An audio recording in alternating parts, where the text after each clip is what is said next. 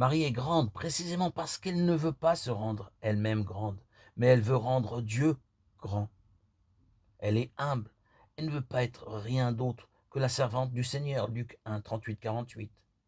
Elle sait qu'elle contribue au salut du monde, non pas en accomplissant son œuvre, mais seulement en se mettant pleinement à la disposition des initiatives de Dieu.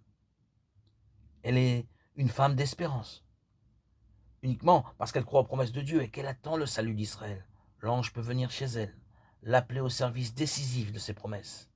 C'est une femme de foi. Heureuse celle qui a cru, lui dit Élisabeth. Luc 1, 45.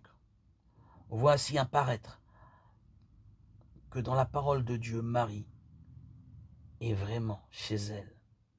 Elle en sort, elle en sort, elle y rentre avec un grand naturel. Elle parle, pense au moyen de la parole de Dieu.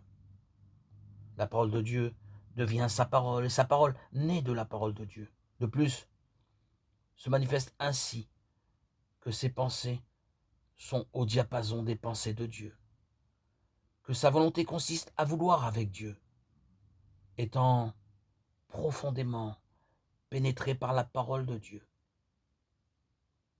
Elle peut devenir la mère de la parole incarnée.